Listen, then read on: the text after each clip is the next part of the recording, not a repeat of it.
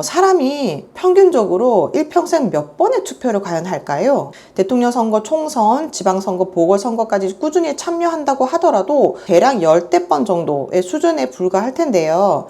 1조 8천억 번이 한 번이라는 계산은 인간의 평생 경험으로는 사실상 확인할 수 없는 영역입니다. 그래서 이것은 수학적으로 불가능한 확률은 아니지만 사회통계학적으로 봤을 적에는 0에 수렴하는 수준의 사건이 실제로 발생하였다.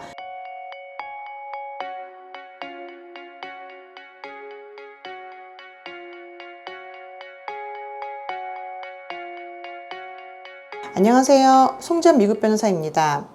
이번 6.3 지방선거 사전투표에서 후보자 1, 2위가 서로 다른 지역에서 동일 득표수가 나온 곳이 전국 12곳, 즉 6쌍으로 보도가 되었습니다. 인천 송도 1동과 송도 2동에서는 박찬대 후보가 각각 3,030표, 유정복 후보가 각각 1,440표를 얻었고, 이 밖에도 광주, 전남 10개 지역에서 민영배 후보와 이정현 후보의 득표수가 두 지역씩 짝을 이뤄 일치한 사례가 보도가 되었습니다.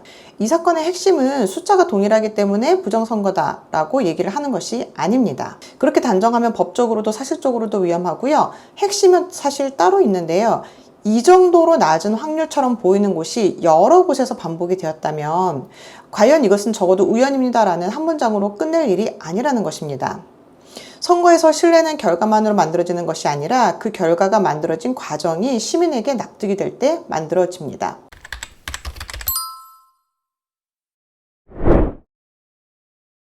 선관위는 이 논란에 대해 우연의 결과라는 입장을 냈고 개표 상황표까지 공개하면서 부정개표나 조작이 개입할 틈이 없었다라고 반박을 했습니다. 또 두 후보의 득표수만 같을 뿐 무효표나 다른 후보 득표수는 다르다고 설명을 했는데요. 그런데 바로 여기서 국민들이 묻는 질문이 나옵니다. 그 밖의 숫자들이 다르다는 것이 과연 이 의혹 해소의 충분 조건인가? 아니면 오히려 왜 하필 1, 2위 핵심 후보 숫자만 반복적으로 동일한가? 선관위 설명만으로는 사람들이 납득을 하지 못한다면 그 다음 단계는 믿어라가 아니라 실제로 이랬다라고 보여주어야 할 것입니다. 여기서 수학의 노벨상이라고 불리는 필즈상을 수상한 미국 프린스턴대 교수 허준 교수님의 부친인 허명회 고려대 통계학과 명예교수의 계산법을 넣어보면 논점이 더 선명해집니다. 허 교수는 인천 송도 1동과 송도 2동 사례를 두 후보만 놓고 일종의 동전 던지기처럼 단순화를 했습니다. 그래서 두 사람이 각각 4,470번, 그러니까 3,030표와 1,440표의 합계만큼 시행을 하고 앞면이 나올 확률을 박찬대 후보의 실제 득표 비율인 3,030 나누기 4,470, 약 0.6779로 둔 것입니다. 그리고 컴퓨터로 10억 회 시뮬레이션을 했더니 두 지역에서 앞면 횟수, 즉 특정 후보의 득표수가 완전히 일치할 확률이 0.00903, 즉 약 0.903%로 나왔다라고 얘기를 하고 있습니다. 허 교수는 이 결과를 근거로 통계적으로 나올 수 있는 우연이다라는 취지로 설명을 했습니다. 그런데 동시에 이 계산은 역으로 왜 사람들이 의문을 갖는지 또 보여주는 아주 중요한 계산이 됩니다. 인천 단 두 곳만 놓고 그것도 실제로는 다자 대결이었던 것을 1, 2위 후보들만의 양자 대결로 축소하여 단순화했고 이것을 무려 10억 번이나 시뮬레이션 돌린 결과가 0.9%라는 것입니다.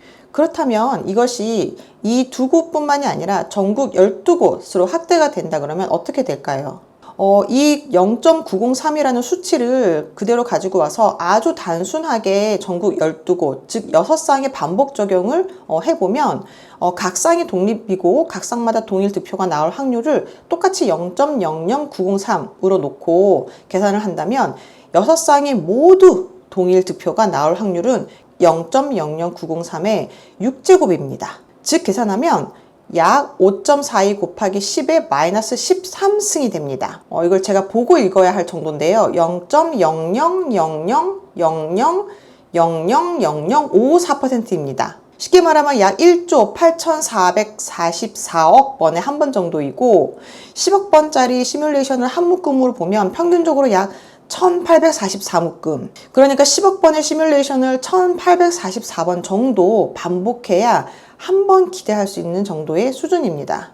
그런데 여러분, 사람이 평균적으로 일평생 몇 번의 투표를 과연 할까요? 대통령 선거, 총선, 지방선거, 보궐선거까지 꾸준히 참여한다고 하더라도 대략 열대 번 정도의 수준에 불과할 텐데요.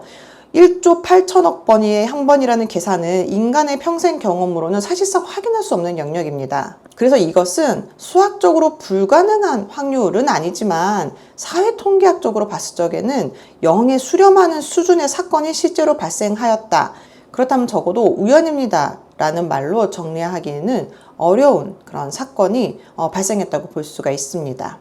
자, 여기서 지금 우리가 구별해야 될 말이 분명히 있는데요. 형사상 부정의 증거와 공적 검증을 요구할 수 있는 근거는 다를 수가 있습니다. 즉, 현재 국민들이 원하는 것은 이것이 부정선거다 라는 전제에서 향후 일어날 일들을 원하는 것이 아니고 너무나 이상한 확률이니 이것은 분명히 공적 검증을 해야 한다. 그리고 그 공적 검증은 선관위나 현재 선관위로 인해서 탄생한 특정 정당이 아니라 모든 국민들이 인정을 할 수 있는 제3의 어떤 기관, 단체에서 특히 국민들이 참여하여서 실시간으로 이를 확인할 수 있는 그런 독립적인 검증을 해야 될 것이다 라고 요구를 하고 있는 것입니다. 또한 이 수학적으로 아주 희박한 확률이 더욱 희박하게 느껴지는 이유는 이번 논란이 단순히 동일 득표수 하나만 있는 게 아니기 때문입니다.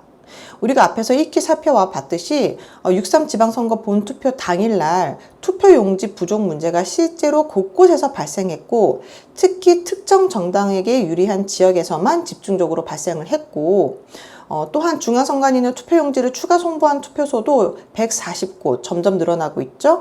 또 실제 부족분을 사용한 곳이 91곳, 투표가 중단되었다가 재개된 곳이 26곳이라고 밝혔습니다. 이러한 모든 문제가 단 한 번의 지방선거에서 우연히 일어날 확률은 아주 어려운, 즉 사회통계학적으로 봤을 적에는 0에 수렴할 정도의 희박한 확률이라고 볼 수 있기 때문에 모든 국민들이 이를 납득하기가 어려운 것입니다. 이는 부정선거가 아니라고 할지라도 부실선거는 맞는 말이고요. 이 부실선거가 특히 절차적 공정성을 훼손하고 있다면 이는 유효하다고 보기에는 아주 어렵다고 생각이 됩니다. 결국 핵심은 이건데요. 통계로 숫자만 저희가 살펴보자면 5억 9천만 분의 1이라고 주장하는 쪽도 있고 물론 이런 쪽도 산식과 전제를 제공을 해야 된다라고 생각을 하고 우연이라고 반박을 하는 쪽도 원자료와 모델을 공개를 해야 될 것이라고 생각을 합니다. 또한 추가적으로 얘기하고 싶은 것이 선관위에서는 확률적으로 희박하다라는 이유만으로 근거 없는 의혹 제기 확산 행위를 자제해달라라고 얘기를 하고 있는데 이렇게 수학적으로 거의 불가능에 가까운 확률이 나온 것 자체가 객관적인 근거가 될 수 있다고 저는 얘기를 하고 싶습니다.